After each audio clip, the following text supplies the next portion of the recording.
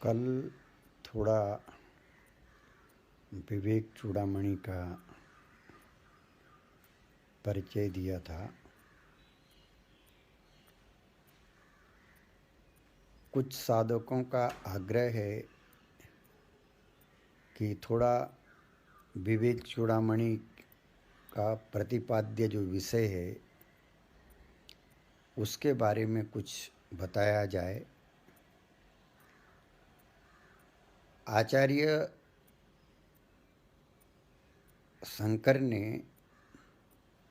विवेक चूड़ामणि में जो मंगलाचरण किया, यहाँ पर मैं आचार्य शब्द का प्रयोग समझ करके कर रहा हूँ। शास्त्रों में आचार्य की व्याख्या की है, आचिनोति शास्त्राणि स्वमत संस्थापकम च। आचार्य एक मधुमक्खी की तरह है। जिस प्रकार मधुमक्खी हजारों फूलों में बैठ कर के शहद एकत्र करती है और वह शहद रोगी के रोग निवारण का कारण बनता है, इसी प्रकार से आचार्य हजारों हजारों ग्रंथों का अध्ययन करके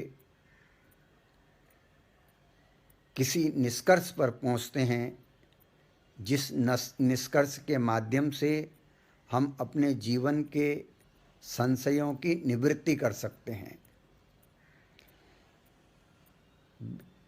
विवेक चूड़ामणि में जो मंगलाचरण है वो भगवान शंकराचार्य ने वस्तु निर्देशात्मक मंगलाचरण किया है। वस्तु निर्देशात्मक मंगलाचरण का अर्थ होता है कि इस ग्रंथ के अंदर अथवा इस ग्रंथ में जो भगवान शंकराचार्य बताना चाहते हैं उसका संक्षेप में इसी श्लोक में निर्देश किया गया है। आचार्य कहते हैं, सर्व वेदांत सिद्धांत गोचरम तम अगोचरम गोविंदम परमानंदम सद्गुरुम प्रणतोस्म्यहम्। सर्व वेदांत सिद्धांत गोचर तम अगोचरम। गोचर कहते हैं विषय के लिए।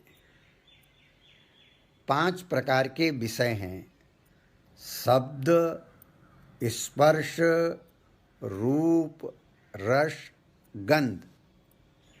इन 5 विषयों को जानने के लिए हमारे पास में 5 इंद्रियां हैं, लेकिन आचार्य कह रहे हैं तम अगोचरम, जो विषय नहीं है, अर्थात जो ना कान से सुना जा सकता, न त्वचा से जिसका स्पर्श किया जा सकता,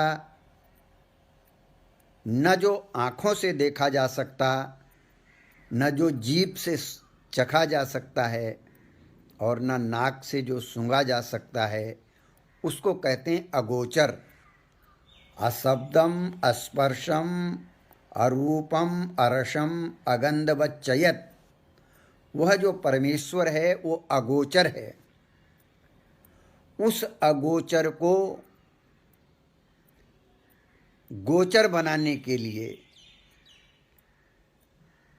उसको अपनी बुद्धि से समझने के लिए आपको वेदांत शास्त्र की जरूरत है। और वह वेदांत शास्त्र आप मनमुखी ढंग से नहीं पढ़ सकते। उस शास्त्र को